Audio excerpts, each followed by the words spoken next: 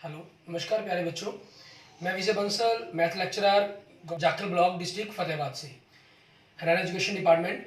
आज हम अपनी मैथ की क्लास के अंदर कुछ सीखेंगे। हाँ जी प्यारे बच्चों, आज हम जो करेंगे, हमारे पास हिंदी मीडियम का मतलब कि क्लास 9 का पेपर करते हैं। सीबीएसई के जो फर्स्ट टर्म के क्वेश्चन पेपर थे, ठीक है, सिलेबस था, उसके किसी एक सैम्पल पेपर को हम, ठीक है, किसी स्कूल्स का पेपर है उसको सॉल्व करने की कोशिश करते हैं। इसमें देखते हैं ताकि आपकी प्रैक्टिस के लिए हेल्पफुल रहे। इसमें 40 प्रश्न आपको करने हैं, 50 प्रश्न आपको दिए गए, 3 सेक्शंस के अंदर पेपर को डिवाइड किया गया। तो 40 प्रश्न के लिए दे दिया गया। इसके अंदर आपका जनरल जो सीबीएसई का पैटर्न है उसमें आपको ये कहा गया कि 3 सेक्शनों में डिवाइड करके उस हिसाब से आप सॉल्व करेंगे, ठीक है। यहाँ आपको कोई भी 40 प्रश्न आप करने के लिए छूट दे दी गई है, या डिवाइड भी किया गया होगा बाद में, हो सकता है, उन्होंने, हम इसके बारे में नहीं जानते। नेक्स्ट देखिए, पहला क्वेश्चन, प्रत्येक प्रकर संख्या एक पूर्ण संख्या होती है, सही या गलत, ठीक है। प्रकर संख्या पूर्ण होती है, प्रत्येक प्रकर संख्या या सभी की सभी पूर्ण संख्या प्रकृति नहीं होती, तो आंसर ए बन जाएगा इसका, सच। 3 और 4 के बीच में कितनी परिमेय संख्याएं होती हैं, अनंत। किसी बिंदु के निर्देशांक 3 जीरो दिए गए तो वह स्थित होगा। 3 जीरो में एक्स का मान दिया गया, वाई का जीरो दिया गया, तो वो वाई अक्ष एक्स अक्ष के ऊपर होगा। ये 3 बिंदु दिए गए कहाँ होंगे, क्योंकि तीनों बिंदु आपके पास अलग अलग बता रहे हैं, ये दोनों प्लस, ये दोनों माइनस, ये एक प्लस प्लस माइनस। तो ये हम किसी भी चतुर्थांश में निर्धारित नहीं कर सकते कि पहले में या दूसरे में या तीसरे में, किस में। वह बिंदु जो वाई अक्ष पर वाई अक्ष की ऋणात्मक दिशा में 3 इकाई की दूरी पर स्थित हो, वाई अक्ष के ऊपर ऋणात्मक दिशा में, ठीक है, 3 इकाई की दूरी पर, तो 0 माइनस 3 इसके निर्देशांक बनेंगे, मीन्स आंसर डी बन जाएगा। रैखिक समीकरण 3x प्लस 11y बराबर में 10, ठीक है। इसके बारे में बताना है कि आपके पास क्या होंगे, इसके अनंत हल बनेंगे। नेक्स्ट बिंदु 3 4 आपके पास है समीकरण, वाई की जगह 4 रख दें, 4 3 12, एक्स की जगह 3 रख दिया, 3 के प्लस 7, तो जो के का मान यहाँ से 12 में 7 के 5, 5/3 आ जाएगा। नेक्स्ट एक्स के समानांतर और मूल बिंदु से 3 इकाई ऊपर एक रेखा का समीकरण क्या होगा, एक्स अक्ष के समानांतर, ये एक्स अक्ष होगा इसके समानांतर, और ऊपर की तरफ है तो वाई बराबर में 3, ये बन जाएगा आपके पास, मीन्स डी आंसर बन जाएगा। एंड नेक्स्ट देखेंगे, एक त्रिभुज के कोणों का अनुपात दिया गया, तो कोण क्रम में क्या होंगे। हमने कोण अगर 2x 3x और 4x मान लेते हैं, तो इनका जो जोड़ है वो 180 डिग्री बनेगा, त्रिभुज के कोण है। तो 9x बराबर में 180, तो x का मान कितना हो गया, 20 डिग्री आपके पास। तो कोण क्या बन जाएंगे, 20 दूनी 40, 20 तीय 60, 20 चौके 80, 40 60 80 बनेंगे। अब इसके अंदर अगर हम क्रम देखेंगे हमारे पास क्या बनता है, ये 40 60 80, क्योंकि क्रम के अनुसार कहे गए हैं, तो 60 40 80, 80 40 60, ये सारा कई आंसर बनते हैं 3, लेकिन क्रम के अनुसार आपका सी आंसर बनेगा। नेक्स्ट देखेंगे, त्रिभुज का एक कोण अन्य दो कोणों के योग के बराबर है, तो त्रिभुज क्या होगी, त्रिभुज का एक कोण अन्य दो कोणों के योग के बराबर है, तो ऐसा समकोण त्रिभुज में ही हो सकता है, क्योंकि 90 डिग्री का कोण होता है, बाकी दो कोणों का जोड़ भी 90 डिग्री होता है। त्रिभुज एबीसी में दो रेखाएं बराबर हैं, एक कोण 80 डिग्री का, तो कोण ए का मान पूछ रहा है आपसे। त्रिभुज एबीसी की बात कर रहे हैं, ए बी आपके पास किसके बराबर है, बी सी के बराबर है। कोण बी 80 डिग्री का दिया गया, तो ये दोनों कोण बराबर होंगे, तो ये 50-50 डिग्री के कोण बनेंगे आपके पास, ठीक है। नेक्स्ट, त्रिभुज एबीसी में कोण ए दे रहा है 35 डिग्री का, कोण बी दे रहा है 65 डिग्री का, तो त्रिभुज की सबसे बड़ी भुजा क्या होगी, तो ऑब्वियसली ये 35 और 65 कितना हो गया, 100 हो गया, तो सी कोण कितने का होगा, 80। बड़े कोण के सामने की भुजा बड़ी होती है, तो सी के सामने भुजा कौन सी होगी, ए बी, मीन्स आपके पास आंसर क्या बन जाएगा, इसका ए बी बन जाएगा। त्रिभुज का क्षेत्रफल, इसकी दो भुजाएं 18 10 सेंटीमीटर हैं, परिमाप 42 दिया गया, तो तीसरी भुजा कितनी होगी, 14 सेंटीमीटर हो जाएगी। तो यहाँ से आपका त्रिभुज का क्षेत्रफल पूछा गया कि कितना होगा, तो 42 का आधा 21 गुना में 42 में से 18 गए 3, 42 में से 10 गए 11, 42 में से 14 गए 7, 7 ये 21, इनका वर्गमूल, तो 21 वर्गमूल 11 आपका वर्ग सेंटीमीटर, ये आंसर बन जाएगा इसका। 14 से 16 तक प्रश्न पाई के दशमलव स्थानों के ऊपर दिए गए हैं आपको, पाई के मान दिए गए आपको 50 दशमलव स्थानों तक। सबसे अधिक बार कौन सा अंक आ रहा है इसके अंदर, ये बताना देखना है आपको, ठीक है, कि कौन सा अंक सबसे ज़्यादा बार आया हुआ है। आप इसमें देखेंगे, इनकी काउंटिंग करनी पड़ेगी कि आपको कौन सा अंक कितनी बार है। देखने में आपके पास जैसे 3 देखते हैं, हम इनको गिन लें अगर, 0 1 2 3 4 5 6 7 8 9, ठीक है, उसके अकॉर्डिंग ही आपके पास बाकी तीनों चारों क्वेश्चन हो जाएंगे। एक देखें, 1 2 3 4, एक 4 बार आ रहा है, 0 आपके पास 1 2 2 बार आ रही है, 2 आपके पास 1 2 3 4 5, ठीक है, 5 बार आ रहा है।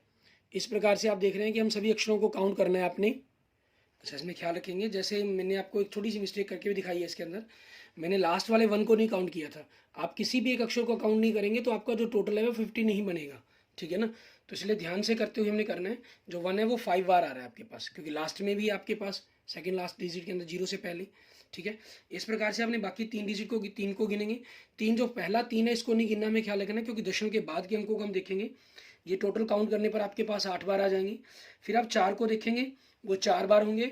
5 आपके पास 5 बार, 6 आपके पास 4 बार आएगा, 7 आपके पास 4 बार आएगा, 8 आपके पास 5 बार आएगा और 9 आपके पास 8 बार आएगा। तो आपके क्वेश्चन जो पूछे हैं इन्होंने, सबसे अधिक बार आने वाला अंक कौन कौन से हैं, इसमें आप देख सकते हैं 3 और 9 है, ठीक है। तो 3 और 9 मीन्स ऑप्शन ए बन जाएगा आपके क्वेश्चन का आंसर। सबसे कम बार आने वाला अंक कौन सा है इसके अंदर, 0 आ रहा है आपके पास, ठीक है, तो बी आंसर हो जाएगा। डाटा में उच्चतम और निम्नतम मानों के अंतर का डाटा क्या कहा जाता है इसके अंदर, सबसे बड़े और सबसे छोटे मान के अंतर को क्या कहा जाता है, परिसर, रेंज कहा जाता है, ठीक है। नेक्स्ट, एक त्रिभुज का क्षेत्रफल जिसकी भुजाएं 8 और 10 व 6 सेंटीमीटर हैं, तो आपके पास वो क्या होगी, एक समकोण त्रिभुज होगी, पाइथागोरस ट्रिपलेट बन रही है।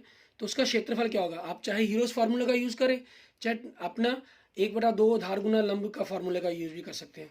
24 वर्ग सेंटीमीटर आंसर आएगा ऐसे। नेक्स्ट, त्रिभुज के क्षेत्रफल में होने बारे में हीरोन द्वारा दिए गए सूत्र किसके लिए लागू होता है। ये सभी प्रकार की त्रिभुज के लिए लागू हो जाता है। ऐसा कोई जरूरी नहीं है कि ये सिर्फ विषम कोण त्रिभुज के ऊपर ही लागू होगा, ठीक है ना। हम किसी भी प्रकार की त्रिभुज पर इसको लागू करना चाहें तो लागू कर सकते हैं। और लेकिन जो जनरल स्पेशल ये बनाया गया, ये आपका विषम कोण त्रिभुज के लिए बनाया गया, ठीक है। तो आप अपनी टीचर्स पर डिपेंड करता है, आप विषम कोण त्रिभुज भी उसको टिक कर सकते हैं, लेकिन जो जनरल बनता है कि वो सभी प्रकार की त्रिभुजों के लिए लागू होता है, ठीक है। ये बिल्कुल इसका आंसर सही बनेगा आपके पास। और ये आंसर आपके पास, हमें विषम कोण त्रिभुज के बारे में अकेला लिखना तो वो गलत हो जाएगा, क्योंकि आप समकोण, इसका मतलब ये होता है कि आपके पास वो समकोण या समबाहु त्रिभुज पर लागू नहीं होता। जबकि समकोण और समबाहु त्रिभुज के वो एक स्पेशल कंडीशंस हैं, वो फॉर्मूले भी इसी प्रकार से जनरेट करके नए प्रोड्यूस किए गए हैं। नेक्स्ट देखेंगे, क्वेश्चन नंबर 19 के अंदर हमें क्या कह रहा है, हमें कह रहा है 2 त्रिभुज सर्वांगसम होते हैं यदि एक त्रिभुज के 2 कोण और सम्मिलित भुजा 2 कोणों और दूसरी त्रिभुज की सम्मिलित भुजा के बराबर हो तो नियम क्या कहलाएगा। 2 कोण और एक है, तो इस नियम को हम ए ऐसे सर्वांगसम नियम कहेंगे। इसको हम ए ऐसे नियम भी तो लिख सकते हैं। आप कई बार दिमाग में आता है कि हम ए ऐसे को AAS या SAA भी तो लिख सकते हैं, ठीक है। लेकिन यहाँ देखेंगे 2 कोण और उनसे बनी हुई भुजा की बात की कर रहा है, तो वो उन दोनों कोणों से बनी हुई मीन्स एक त्रिभुज के अगर ये 2 कोण बराबर है तो ये भुजा की बात कर रहा है। अगर इनमें से कोई भुजा की बात की गई होती तो फिर आपका ये नियम लग जाता, या AAS लिखते या SAA लिखते, फिर वो ठीक है, इसका आंसर होता। नेक्स्ट, 2 समकोण त्रिभुजों ABC और PRQ में दिए गए हैं, जैसा कोण A बराबर 20 डिग्री, कोण Q बराबर 20 डिग्री, AC बराबर QP, तो त्रिभुज ABC सर्वांगसम होगा। अब इसमें देखिए आपके पास क्या कह रहा है, त्रिभुज ABC और PRQ की बात कर रहा है ये, ठीक है। मान लीजिए हम ABC इसकी बात कर लेते हैं, इसको मैं PQR ही लिख लेता हूँ एक प्रकार से पहले, फिर देख लेंगे कोण A 20 डिग्री का दिया गया और इधर से Q कोण 20 डिग्री का दिया गया, ये वाला कोण, ठीक है। और हमें AC बराबर में QP दिया गया, QP ये चीज़ मीन्स अगर त्रिभुज ABC की बात अगर हम कर रहे हैं तो आप देखिए ABC इसका पहले बिंदु पर A कोण है, तो इसके पहले बिंदु पर तो Q कोण होना चाहिए आपके पास, और A पहला और तीसरा बिंदु से आपकी भुजा बन रही है QP, तो तीसरा बिंदु इसलिए P होना चाहिए, QP बन रही है, तो आपका बीच वाला बिंदु कौन सा हो गया R, तो QRP आपकी ये त्रिभुज बनेगी। QRP कौन सी आंसर बनता है, ये हमारे पास, ठीक है। और समकोण त्रिभुज है तो तीसरा एक कोण आपको जो 90 डिग्री का भी उसके अंदर है, तो जिसके कारण ये सर्वांगसम हुई है। नेक्स्ट देखेंगे, क्वेश्चन नंबर 21 आपके पास दी गई आकृति में AD माध्यिका है, कोण BAD पूछ रहा है आपसे, BAD इस कोण का मान पूछ रहे हैं, ठीक है।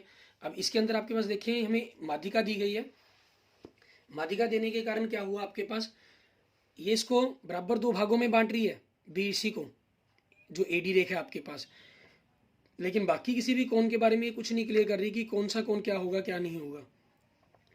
AD माध्यिका दे दी जो इसको 2 बराबर भागों में बांट रही है इस भुजा को, ठीक है। और आपके पास ये भुजा कॉमन आ गई। ये कोण 35 का दिया गया, बाकी इसके अंदर और कुछ भी नहीं दिया गया कि हम जिस चीज़ के हेल्प से इन कोणों के बारे में बात कर सकें, क्योंकि माध्यिका किसी भी तरीके से आपके पास आ सकती है। ठीक है, ये कोई जरूरी नहीं है कि 35 के कोण के साथ अगर वो 40 के ऊपर नहीं हो सकती, 10 के नहीं आ सकती, 55 नहीं आ सकती, सभी कोणों पर आ सकती है। ठीक है, तो यहाँ क्वेश्चंस के अंदर क्या है, थोड़ी सी कमी रह गई है। ठीक है, मीन्स क्वेश्चंस के अंदर कुछ ना कुछ मिस प्रिंटिंग है आपके पास, हम यूँ कह सकते हैं एक प्रकार से। ठीक है, और उस मिमिकिंग को दूर करने में कुछ लिखना रह गया क्वेश्चंस के अंदर। वो क्वेश्चंस के अंदर क्या चीज़ हो सकती है लिखने के लिए, अगर हम बात करें, सर लिखना भी जरूरी नहीं है, वो आकृति पर ही मान लीजिए लाइनें ही लगा देता आपकी। इसका मतलब है कि दोनों बराबर हैं, दोनों बराबर हैं तो ये 35 डिग्री का कोण बन गया, और बराबर होने के कारण जो ये रेखा माध्यिक है वो इस पर लंब होगी, तो ये 90 डिग्री का कोण, ये 35 डिग्री का कोण बन जाता है आपका। ठीक है, तो 90 और 35 125, तो ये कोण आपके पास कितने का बन जाएगा, 55 डिग्री का बन जाएगा, आधा। और हमसे क्वेश्चन कौन क्या पूछा इन्होंने, BAD कोण, BAD ही पूछा है, आधा कोण ही पूछा है, वो 55 डिग्री का आपका आंसर बन जाएगा। ठीक है, नेक्स्ट सही कथन चुने। एक त्रिभुज में दो समकोण होते हैं और फिर वो आपके पास 60 डिग्री के, एक त्रिभुज में दो समकोण होते हैं फिर 60 डिग्री, एक त्रिभुज के सभी कोण 60 डिग्री से अधिक होते हैं। त्रिभुज का एक बहिष्ठ कोण हमेशा सम्मुख अंतःकोणों से बड़ा होता है। त्रिभुज के सभी कोण 60 डिग्री से कम होते हैं। ठीक है, अब यहाँ पर देखिए आपके पास एक त्रिभुज में दो समकोण पॉसिबल नहीं है। एक त्रिभुज के सभी कोणों का मान 60 डिग्री से अधिक होना मीन्स 180 से अधिक चला गया, तो ये भी पॉसिबल नहीं है। ठीक है, और एक त्रिभुज डी देखें, एक त्रिभुज के सभी कोण 60 डिग्री से कम, ये भी पॉसिबल नहीं है हमारे पास। ठीक है, और सी ऑप्शन में देखें, त्रिभुज का एक बहिष्ठ कोण हमेशा सम्मुख अंतःकोणों से बड़ा होता है। त्रिभुज का एक बहिष्ठ कोण, जो एक त्रिभुज है आपके पास, उसका जो बाहरी कोण है ये वाला, ठीक है, हमेशा सम्मुख अंतःकोणों से, जो सम्मुख अंतःकोण ये बन गया आपके पास, इनसे बड़ा होता है। यस, क्योंकि इन दोनों के योग के बराबर होता है, तो ऑब्वियसली एक एक से तो बड़ा होगा ही होगा, आपका ये आंसर सी बन जाएगा। 40 से 50, 50 से 60 के वर्ग अंतरालों में 50 की संख्या किस में निम्नलिखित में से किसके बीच सम्मिलित की जाती है, ये 50 से 60 के बीच में सम्मिलित की जाती है, 40 से 50 के बीच में नहीं आती। आंकड़ों का माध्यक बताना है आपको। आंकड़ों को हमें करना क्या होगा, सबसे पहले 1 2 3 4 5 6 7 8 9 10 आंकड़े हैं, तो 4 छोटे आंकड़े लिख लेते हैं, 4 ऐसे बढ़ते क्रम में लिखेंगे। सबसे पहले जैसे 22 देखें 1 नंबर पे, उसके बाद आपका 34 बनता है 2 नंबर पे, 39 3 नंबर पे, ठीक है, 45 4 नंबर पे, 55 5 नंबर पे, सॉरी 54, और 54 फिर दूसरा 6 नंबर पे, 7 नंबर पे 57 56, 8 पे 68, 9 पे 78, 10 पे 84। तो ये दो बीच में संख्या बन जाएंगी आपकी 54 54 54, तो दोनों को जोड़कर आधा कर देंगे तो आपका दोनों सेम है, तो यही आपका माध्यक आ जाएगा 54। ये संख्या कौन सी संख्या बनती है, 10 1 0 1 00 1 000, ये क्या है, एक अपरिमेय संख्या है आपकी। 8 की घात 3 और 2 की घात 4, 8 की घात 2 3, मतलब 2 की घात 3 बन जाएगा, ये 3 3 9, ये 2 की घात 4, तो 2 की घात 13 बन जाएगा टोटल आपके पास। ऑप्शन बी, वर्गमूल 3/4 भुजा वाले समबाहु त्रिभुज का क्षेत्रफल क्या होगा। ठीक है, ये बताना है हमें, 27वां क्वेश्चन। तो वर्गमूल 3/4 भुजा, वर्गमूल 3/4 ही है, तो इसको हमने 2 बार लिखना है, तो ये 3 हो गया, तो 3 वर्गमूल 3 बटा में 64। ठीक है, ये आपके पास आ जाएगा वर्गमूल 3 बटा 64, इसमें आपके पास ध्यान रखना है, ये आंसर बनेगा 3 वर्गमूल 64। ठीक है, ऑप्शन यहाँ पर गलत दिए गए हैं, ऑप्शन याद दोनों टीचर्स ने एग्जाम के अंदर चेंज करवा दिए होंगे। ठीक है, एंड नेक्स्ट देखते हैं हमारे पास अगला क्वेश्चन, क्वेश्चन नंबर 28। निम्नलिखित में से किस बिंदु पर से y बराबर x का आलेख गुजरता है। दोनों बराबर हैं और दोनों बराबर होने के कारण ही हमेशा ओरिजिन से गुजरेगा 0 0। 105 का पूरक क्या होगा, मीन्स दोनों का पूरक आपके पास पूछ रहा है कि कितने डिग्री बनेगा। यहाँ पूरक नहीं संपूरक शब्द आना चाहिए था। ठीक है, क्योंकि पूरक 90 डिग्री का होता है, तो ये आपके पास क्या बनेगा, 75 डिग्री इसका आंसर बनेगा। नेक्स्ट 30वां क्वेश्चन, दो कोणों का आसन्न कोण कहा जाता है यदि उनके पास एक उभयनिष्ठ शीर्ष हो। दो कोणों को आसन्न कोण कहा जाएगा, एक उभयनिष्ठ भुजा हो, मतलब दो कोण है आपके पास, अगर उनकी एक उभयनिष्ठ भुजा हो तब हमारे पास। ठीक है, एक अन्य भुजाएं इस उभयनिष्ठ भुजा की विपरीत दिशा में पड़ती हों, उपरोक्त सभी एक उभयनिष्ठ शीर्ष हो, अन्य भुजाएं इस उभयनिष्ठ भुजा के विपरीत दिशा में पड़ती हूँ। ये तीनों ही बातें सही हैं, शीर्ष भी एक होना चाहिए, तो इसका आंसर जो बन जाएगा ऑप्शन डी बन जाएगा आपका। ठीक है,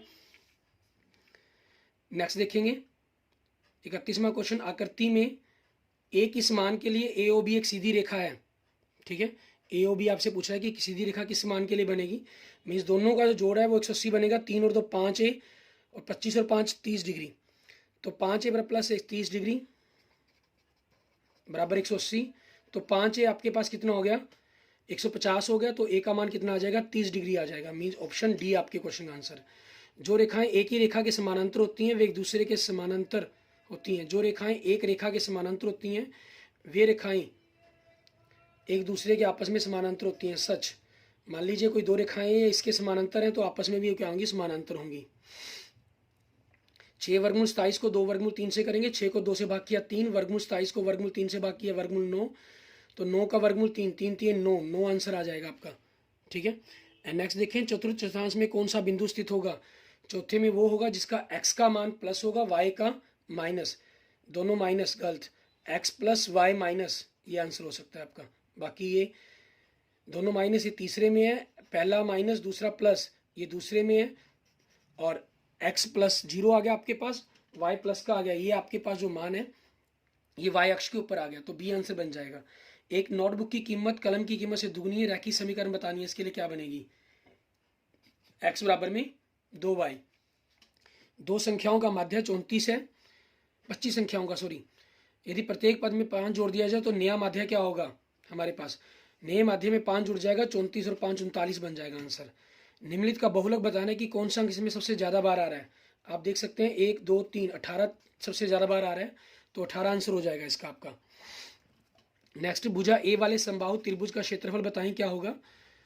उसका फॉर्मूला क्या होता है, वर्गमूल 3 1/2/4 आपके पास, ये आंसर बन जाएगा। 39वां क्वेश्चन, 27 प्रति वर्ग मीटर की दर से 65 सेंटीमीटर 50 सेंटीमीटर और 65 सेंटीमीटर भुजाओं वाले त्रिभुजाकार खेत में घास बिछाने की लागत बताने की क्या आएगी। ठीक है, तो सबसे पहले तो हमें इसका क्षेत्रफल ज्ञात करना होगा। ठीक है, उस क्षेत्रफल के आधार पर हम इसके क्वेश्चंस के आंसर को ज्ञात करेंगे कि क्या बनेगा वो आपके पास। 65 50 और 65 आपके पास ये हो गया, हमारे पास तीनों त्रिभुज की तीनों भुजाएं बन जाती हैं, तो यहाँ से हम इनको जोड़ लें। 65 और 65 130 और 50 180, आधा कितना हो गया 90, गुना में 65 में से 90 में से 50 गए 40, 65 घटाए 25 गुना में 25, ये हमने हीरो फार्मूला से पता कर रहे हैं। 2 25 के कारण 25 आ जाएगा, 2 0 के कारण आपका 10 आ गया, साथ में 9 का आपके पास 3 आ गया और 4 का 2 आ जाएगा।